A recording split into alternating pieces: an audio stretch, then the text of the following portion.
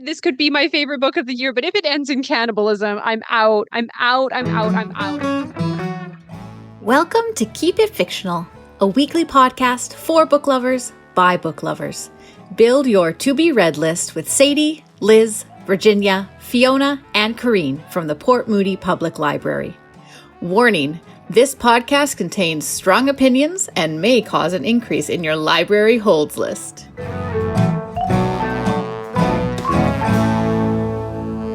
Hello and welcome to Keep It Fictional, the book lovers podcast from the Port Moody Public Library. My name is Sadie and I am here with my book friends Al, Emma, Virginia, and Corrine. And we are back this week to complete our most anticipated books of the beginning of 2024 episode.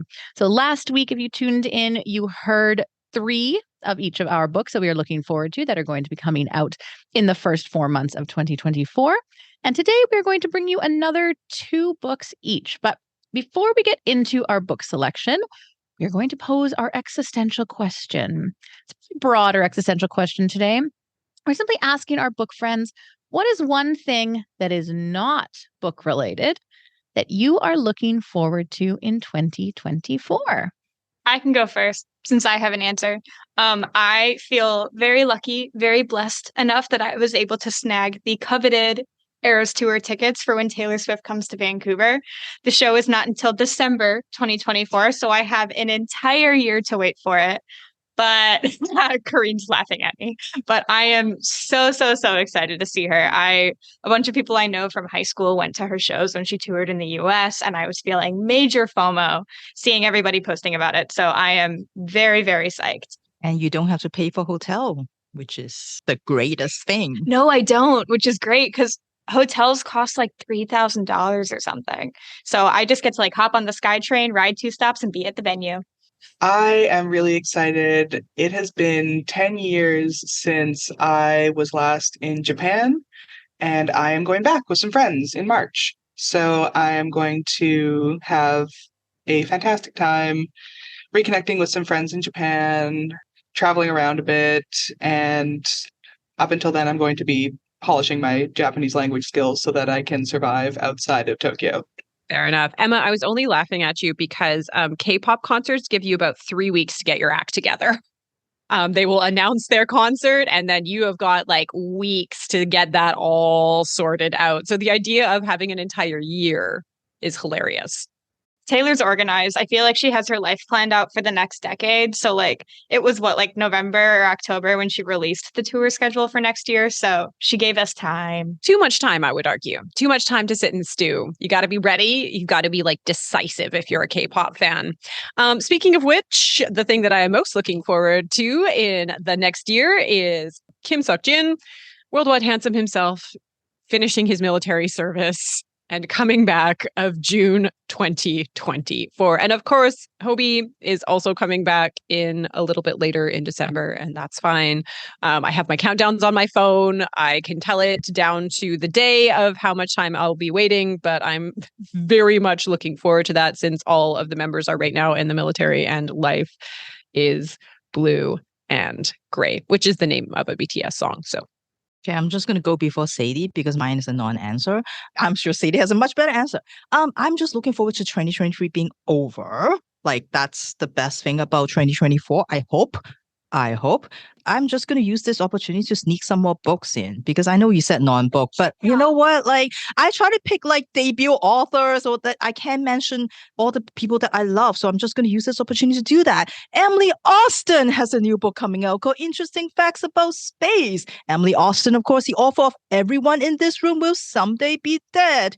One of my favorite novels. And it is going to be great because, you know, she does existential perfect. I think this is like the book for people who are wondering, like, am I a terrible person?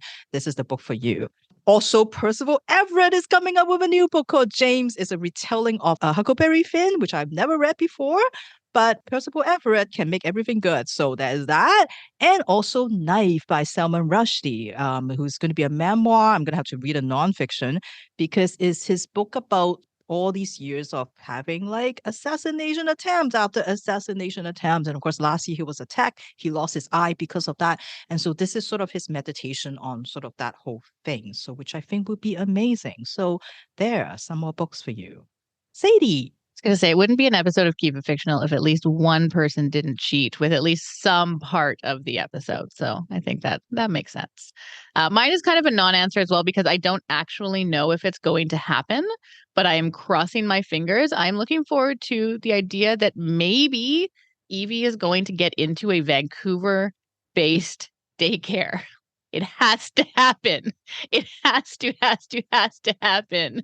I've been on wait lists now for almost 3 years since I was pregnant, and it has to happen. So that is what I'm looking forward to, is the idea that possibly my daughter is going to get into a daycare that both me and my husband can drop her off at and pick her up from. I was joking when Emma mentioned the Taylor Swift concert that I should say that I'm also looking forward to the Raffi concert that I haven't decided if we're going to yet. But next, also, Raffi has also released his concert schedule about a year in advance. So well done. Him and Taylor Swift are kind of along the same lines there. So next November 30th, Evie's birthday, he will be playing in Vancouver. Not sure if we're going yet. Haven't decided. So yes, that is 2 things that I am possibly looking forward to and praying are going to happen. All right. Well, thank you for sharing your most exciting kind of I was going to say hopes and dreams, but that's not our most exciting. The word is gone from my mind. Oh my goodness. Stuff that's upcoming in the next year. Eloquent as always, Sadie. Wonderful. Let's jump over to Emma. Is your 4th book, Emma? All right. Earlier, when I was talking about Raised by Wolves, the Grey Wolf Press poetry anthology, I mentioned that Danez Smith, one of my favorite poets, is going to be a part of it. A few years ago, when I was living in Minneapolis, I had the pleasure of meeting Danez Smith at a author reading, and they were opening for another author on that author's book tour. And so my next book I'm going to talk about is by the author that Danez was opening for. And he is also an American author. He's kind of both a poet and an essayist. His name is Hanif Abdurraqib, and he's from Columbus, Ohio. After seeing him speak in 2017, I think I can confidently say that this man is the nicest man alive. He just has such wonderful, calming presence. He's soothing to listen to. He's very fun. He's very engaging, but also just very, very, very sweet. And so he writes a lot of nonfiction and a lot of poetry. And the way he writes nonfiction is kind of in this lyrical, poetic style. It's very, very beautiful stuff. A lot of what he's already written are essays on music. The book that I saw him touring was called They Can't Kill Us Until They Kill Us, came out in 2017. And it features commentaries on artists like Chance the Rapper, Schoolboy Q, Carly Rae Jepsen, My Chemical Romance, Fall Out Boy, among many others. So he spans a lot of different musical genres in his work. And another book of his that came out a few years ago is called A Little Devil in America. And this one tells the history of Black art, Black culture, and music by Black artists across decades in America. So a lot of what he's done is mostly about music, a lot of essays, a lot of poetry about music. But his upcoming release, coming out March 26, 2024, that I'm really excited to read is called There's Always This Year. And this one isn't about music. It's a little bit different. It's kind of a cross between a memoir and a collection of essays that are about basketball. So he's starting to do more of a sports narrative instead of a music narrative. And in this book, Abdurraqib weaves an exploration of success and of what it means to make it with his own musings about his childhood growing up in Columbus, Ohio.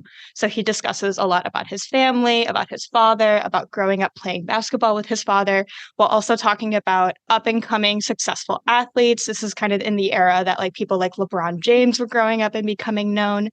So there's a lot of different stuff going on here. He discusses the tensions between expectation and excellence and the notion of role models, along with personal and intimate storytelling about his own life and family. And one of the things that I love about Hanif Abdurraqib's work, especially after having the privilege of seeing him speak, is that you can tell just how real he is. He's just such a real and a really sweet, but a real guy. And he's extremely insightful without being overly pedantic. And he writes essays that kind of read more like poetry. And on top of that, I love books that are about sports. My favorite manga is Haikyuu. I love the book Beartown. And so I'm really, really excited to read There's Always This Year by Hanif Abdurraqib, which is out at the end of March. And I will pass it over to Kareen to hear about her next book. All right. The next one is another one kind of in my wheelhouse. And I feel like there's been a lot of these published recently, which are kind of like, I would say, like the Hallmark Christmas movie of books. And that's not a slight. That's not a slight because there is a time and a place for those. But it's like lady with high-powered, good job, good life in city needs to reinvent herself by being a small business owner of something extremely twee. And I love those things. I eat those up like breakfast. I love them so much. I have read all of them, especially the ones where like lady has hard time in life, opens bookstore. I could read all of those forever, like the Jenny Colgan, Days of the Morisaki Bookstore, What You Looking For Is in the Library. Virginia, shake your head all you want. These are like classics and they warm my heart. They warm my heart. Are they painfully unrealistic? Yeah. Yeah, they are. So are Hallmark movies, and yet we can consume them. Or not, says Virginia, whatever. So this is one of those. I mean, I don't think I really need to go into the plot because I think you can probably already guess this. But this was a bestseller in Korea that is being translated into English by Shanna. And it is Welcome to the Hyunam-dong Bookshop. And as you can guess, it's about a lady, Youngju, who is burned out. She worked very hard to get into the best school. She got married to a seemingly great guy, has a really respectable job. She's doing all the right things. Everything that kind of like society has asked for her, everything her parents have asked for her. She's living the life that she's supposed to be living until, of course, it all falls apart as it's wont to do. So, of course, marriage falls apart. Job kind of turns to ash. And so what's a lady to do? She needs to open a bookstore in a quaint neighborhood in Seoul.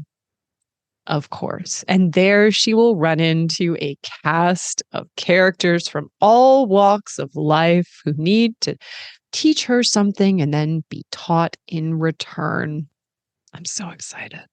I'm so excited. This book has gotten lovely reviews. Again, it's going to tug on those heartstrings. That's what these books are here for. And it's kind of like, other than, of course, like the marriage that kind of falls apart and losing your job and losing all sense of self. Other than that, like it's lovely. And like it's kind of like the life that we all want to lead, of like opening our quaint little bookstore, maybe a coffee shop next door, like working with all the little shopkeepers together to do a thing. Anyways, it's coming out in February 2024, and Virginia's going to hate it and I am going to love it. So I am going to throw this over to Sadie. All right. I feel like my next book is, I think all of the books I've talked about today are very much in my my book wheelhouse. And this one is no different. It is a young adult fantasy historical fiction. And Allie, you might be interested in this one because it involves vampires. I do enjoy a good vampire book as well. That's not the sole reason why I was drawn to this one, but it doesn't hurt. So this is also the title is very Sadie. A Tempest of Tea by Hafsah Faizal. So this book takes place in White Roaring and follows Arthi Casimir. And Arthi Casimir is a bit of a criminal mastermind and a collector of secrets. She has a prestigious tea room by day that by night transforms into an illegal bloodhouse, catering to the vampires that are feared by society. However, her somewhat adventurous, but for the most part, pretty down-to-earth life is changed and threatened when her very establishment is threatened itself. And Arthi is forced to strike a deal, a very unlikely deal, with an alluring adversary, it says. I'm not quite sure what that means. To save it and to save herself. And of course, she can't do this alone. And so she has to put together a group to help her. A group of misfits coming together.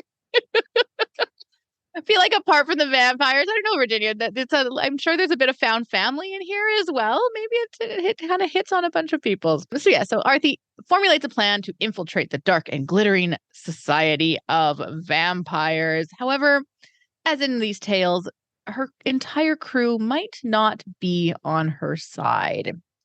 I know, surprise, surprise. And so Arthi has to figure out who she can trust, who is going to betray her, how this heist is going to happen. Not surprising, it does compare this to Leigh Bardugo's Six of Crows, kind of that typical heist fantasy novel. It's dark, it's action-packed. It says it's swoon-worthy. I'm not quite sure what that means and in what regard they are talking about, but that's okay. I am excited to find out. I don't mind a good swoon-worthy book, so I'm excited to see what exactly that means. So this is A Tempest of Tea. It's coming out February 20th, 2024 by Hafsah Faizal. Let's go over to Virginia, because I'm sure your book will be completely different. Thanks. So the book that I'm going to talk about next, I chose it because of the publisher. I was looking at sort of what's forthcoming from them. There's this New Directions, and New Directions, of course, the publisher of all of Clarice Lispector's book, also Osamu Dadai's book. I think there's a new one coming out, Self Portrait. So looking forward to that also. But this one caught my eye. It's coming out in February, and it's called Praiseworthy by Alexis Wright. Alexis Wright is the member of the Wanyi Nation near Australia. And I wanted to read it because this is a point of view that I have not encountered yet in books. So I'm sort of looking forward to hearing from somebody, an Indigenous person living sort of in Australia. She's also a nonfiction writer, considered to be a really, really deep thinker about like these really urgent matters about the legacy of colonialism and sort of the ongoing attacks of Indigenous people. So I wanted to hearing from a different perspective, getting to know this particular author. What I gather about the book is that there's a mysterious cloud and sort of this haze that has come over this small town in the north of Australia. And the town is called Praiseworthy. And this cloud, this haze, has sort of started this catastrophe for their town. And the townspeople are trying to many different things to deal with it. They at first trying to wait for the government to deal with it. And when the government didn't do anything about it, they started to think, okay, well, maybe we can say that this is one of our tourist attractions, that there's this cloud there. Didn't really get a lot of attention. So they thought, okay, well, we'll have to drive it away. Well, why don't we play some classical music to it? Maybe that would get it out of the way. That didn't work. So they decide, okay, well, we're going to have to build a giant hologram scarecrow of the mayor to scare it away. But none of that worked. We then move into the story of this particular family who's also trying to make sense of this. And this is the Steele family. We got the father, Cos Steele, who is this kind of mad visionary. And he decided that donkeys is the solution to this all. And while he's trying to figure all that out, his wife Dance is trying to stay away from her husband's mad scheme. And so she is trying to find a way to get back to China because she can reconnect with her family. One of her sons named Aboriginal Sovereignty, because that was the words that his father keeps saying. And so that's how they named the son. Got into this relationship that is considered illegal according to a lot of the laws. And so he is trying to hide from all of that. And then his brother Tomahawk decided to turn to the internet, turn to the authorities, to the crazy YouTube videos to try to get an answer because he wants to be white, he wants to be powerful, he wants to abandon all his culture. And so this is sort of a story that supposedly about, as The Guardian calls it, cruel, unjust, hypocritical, violent characters struggling against cruel, unjust, hypocritical, violent circumstances. And it sounds like Alexis Wright is a very well respected for her work on subject of land, on people, on sovereignty, on law. And so, I'm looking forward to this. And I think, of course, what attracted me to the book is that it is supposed to have like really, really pitch black humor. It's satirical, it's funny, it's also, of course, very weird, very surreal, fever dream-like, of course. And it's got multiple timeline, again, multiple stories all goes in together. It's like a fable, it's like an allegory, it's trippy. And also it's supposed to have words that explode from the page, which is something I love. Really, really looking forward to reading a book from a group of Indigenous people that I have not really encountered as much in terms of in the writing. So I'm looking forward to that. So that is Praiseworthy by Alexis, Wright. And New Directions is also going to be releasing their first book again. So looking forward to that. This is a huge book. It's like a 600-page book, but apparently it is supposed to be going to be a great, great doorstopper. So looking forward to that. So we are going to turn over to Elle. All right. So in my wheelhouse as well is sort of secondary world fantasy. And this is one that looks really interesting to me. It is The Dead Cattail Assassins by P. Djeli Clark. So in the city of Talabisi, assassins sworn to the matron of assassins are resurrected, with their memories wiped, honed to be the perfect killers. Evine the Eviscerator, which is just such a good name, is one such assassin, and she, like all sworn to the matron, follows 3 ironclad rules. 1, the contract must be just. 2, even the most powerful assassin may only kill the contractee. And 3, once you accept the job, you must carry it out. And normally, Evine is able to follow these with no problem. Whether or not the contract is just is above her pay grade. She always kills her target without question, and she's always carried out her job. But on her newest mission, Evine comes face to face with a past she isn't supposed to remember, and that complicates things. So P. Djeli Clark is a fantastic world builder, and I've read several of his novellas as well as his most recent novel. His Dead Djinn universe, named after the novella A Dead Djinn in Cairo, is a personal favorite. The alternate history with some magic woven in is such a compelling read. And so this particular novel looks to be his first foray into true secondary world fantasy and seems tailor-made to appeal to me. I love an assassin story, especially one where the assassin picks up some unhelpful feelings along the way.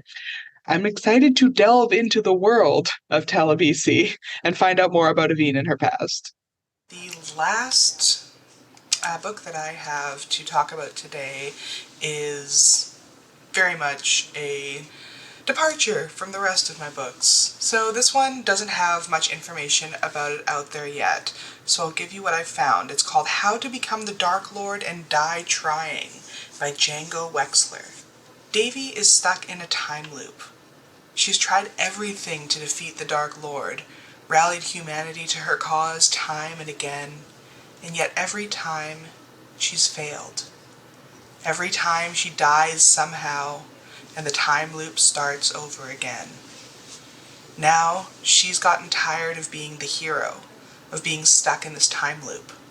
If the Dark Lord is the one who wins, maybe it's time to become the Dark Lord herself.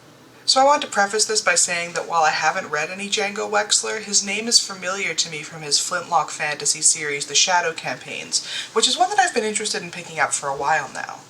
It looks like he's written a lot since then as well, or at least that's what I found when I went to Wikipedia to look up his bibliography, but this seems to be his first more comedic fantasy novel. What pulled me to this book was its premise and the fun title. Time loop stories are always fun, and this seems to be a bit of a twist on the genre, with plenty of room for comedy, which, after the rest of the books on my list, I might need. And yeah, that's what I've got. I think we'll hand it over next to Emma. Okay. So it wouldn't be a conversation about books that I'm excited about without bringing up at least one manga release. And since most of the manga releases that I'm looking forward to are continuations of ongoing series, I wanted to talk instead about a new series that's coming out this spring. So it's not technically brand new because it's a sequel to an acclaimed shoujo manga, but the book that I'm looking forward to is called Kimi ni Todoke, From Me to You Soulmate by the mangaka Karuho Shiina. And this is a sequel to the original series, Kimi ni Todoke, From Me to You, by the same author, which was released from 2005 to 2017. Now, that story is about a high school girl named Sawako, who would often get misunderstood by her classmates and kind of judged by them just because of how she looked. At the beginning, she's unable to make friends. Later, she learns to make friends and is able to come out of her shell a little bit. And those around her gradually realize that she's actually a very sweet and kind-hearted girl, despite being a little bit scary looking because she kind of resembles a character from a horror movie. She starts dating a popular boy named Kazehaya, and the story is mostly about the friendships that she develops and hers and Kazehaya's romance. Now, in this sequel series, Sawako was a high schooler in the original. Now she's in university, and she lives with another character from the original manga, her friend named Kurumi. And Kurumi in the original story used to be very jealous of Sawako. She also had a crush on Kazehaya. And so this sequel series is about Kurumi kind of coming into her own and finding her own love story while she's away at university. So I loved the original Kimi ni Todoke series. It's super, super wholesome. It's got a really wholesome take on romance, and it's got a lot of emotional intelligence in it for a shoujo manga, since a lot of the characters' problems are solved just by communicating their feelings with one another. And so I'm really excited to see how this sequel series tells that story or a similar story from a more mature perspective, given that those characters are now adults. So the manga is being published as 3 volumes. It's already been out in Japan, but the first volume is getting its English translation this spring. So I'm really looking forward to Kimi ni Todoke From Me to You Soulmate, which comes out at the beginning of April. And I'm going to pass it over to Sadie. I want to hear about her last book she's looking forward to. All right. Well, I feel like it wouldn't be a true Keep It Fictional episode without a few cheats in there. So I feel like I know we've already had a couple on this episode. So I'm going to throw in a couple more because I'm actually going to talk about 2 books instead of 1 book. But I'm only going to mention one of them. And so what I've saved for my final book is the sequels that I am looking forward to. So I have 2 sequels that I'm really, really, really looking forward to. One is the 3rd book in the Melissa Blair series, A Vicious Game. And the other one is the 3rd book in the Brigid Kemmerer series, Destroy the Day. I'm not going to talk about the Melissa Blair one because I'm actually not done the 2nd one yet. And so I'm not going to give away anything away to myself more than to everybody else because I don't know how the 2nd one ends yet. So more of just like a mention of A Vicious Game by Melissa Blair in the Halfling Saga. That one comes out February 6th.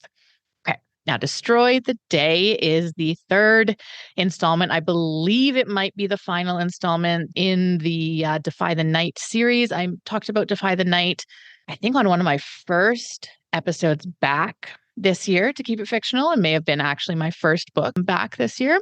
And it is a YA fantasy series that talks about Tessa, who was a rebel in Kingdom, who would sneak into the royal kind of sector of the kingdom to steal this berry and plant that would cure a fever that was killing pretty much everybody in the kingdom. And Tessa and this kind of unnamed partner of hers would sneak in and steal this and then give it out to all of the village people who weren't able to afford it. So we kind of go through, we learned that the unnamed partner of Tessa is actually one of the princes of the kingdom, which Tessa does not know. And kind of once she finds this out, she's brought into this royal world and has to figure out if she can actually trust this prince or not.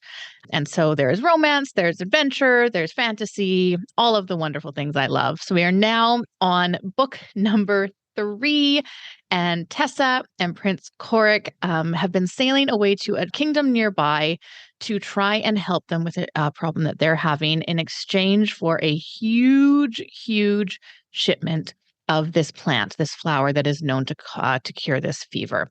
And when they're on their journey, they get attacked by a rebel kind of pirate ship. And in the aftermath of this kind of shipwreck attack, Tessa and Korik are separated. So believing that Korik has perished in this shipwreck, Tessa is angry. She's heartbroken. She doesn't really know how she's going to get back to her kingdom. And she doesn't know who she can trust. So she's in kind of a group with Ryan, who is the kind of the head of this group who has brought them to this other kingdom. And she finds that she can trust him the least, but has to rely on him the most. And so he kind of gives her an option that she has to decide if she's going to take. Now, on the other side of this island that they have landed on, Prince Korik is kind of out of options. He did not perish in the shipwreck, but he is being held captive by a rebel leader named Oren Crane. And he's desperately trying to escape as well as get back to Tessa. So now he has no idea kind of what he's going to do, how he's going to escape this, and he has to try and figure that out. Now, meanwhile, back in their kingdom of Kandala, Korik's brother Harrison is on the run. He has had his throne taken away from him, and he's trying to figure out exactly what to do and how he can reunite his kingdom. And so this, I am very excited about. It is the third installment. I read the first two very, very fast. I got through them very quickly. They're kind of edge of your seat, very action-packed, exciting YA fantasy adventure books. So yes, I'm really, really excited for the third one. I imagine it's going to be another very quick read that I'm going to be able to kind of get into. And then I look forward to other things that this author has written. I haven't read anything else by Brigid Kemmerer, but I know that she has a lot out. So maybe I will delve into her back catalog after I've read this one. So that is Brigid Kemmerer, Destroy the Day. All right, let's go over to Virginia. What is your final pick, Virginia? All right. So I think this will be a good candidate for this year's literary horror that also ends up ripping your heart out. Sounds like it's going to be one of those. So this is coming out in March from Bond Street Books by a Korean-Canadian author. And this is called The Invisible Hotel by Yeji Ham. Hwang was born in a bathtub, like every other baby in her tiny South Korean village. The same bathtub where her mother keeps the bones of the ancestors and the family that are lost in the Korean War that never seems to end. The same bathtub where her mother washes these bones like every other family does in her village. Yiwon's life is kind of falling apart. She has lost her job at the convenience store. Her brother has been drafted into the army and has been sent to be stationed near the North Korean border. Her sister just had a big tragedy and her mother's health is declining, worrying about everybody in the family. And then Yiwon starts to dream about a hotel, a decrepit hotel. And in this hotel, there are infinite keys to infinite rooms. And there's someone chasing after her. And she's running and running, trying to escape from this terror. And this dream, which she thinks it was a dream, starts to invade her reality. This is a book that has been compared to Han Kang's The Vegetarian and also Yoko Ogawa's The Memory Police. It is about the aftermath of the Korean War and the intergenerational trauma.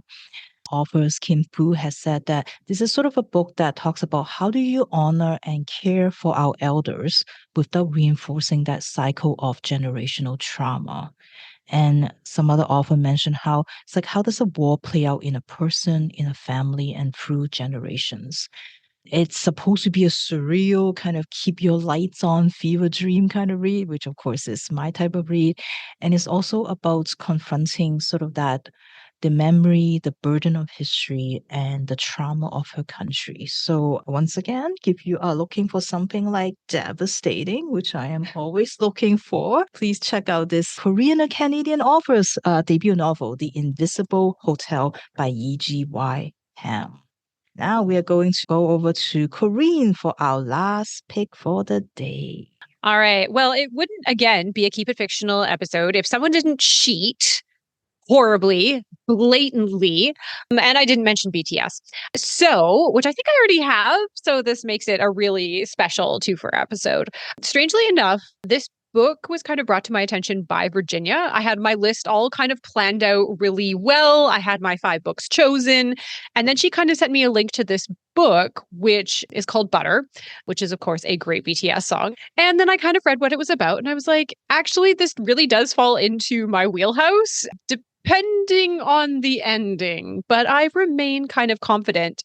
This book kind of melds my love of mystery stories and my love of true crime, because this is lightly based on, well, maybe not so lightly based, definitely based on a true story. Gourmet cook Manako Kaji doesn't cook so much anymore.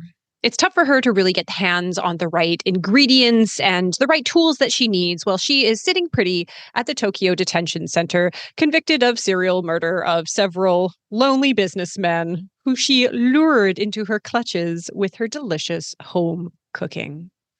Now, despite being a minor celebrity with her own nickname, she refuses to speak to anyone, not lawyers, not fans, and definitely not journalists.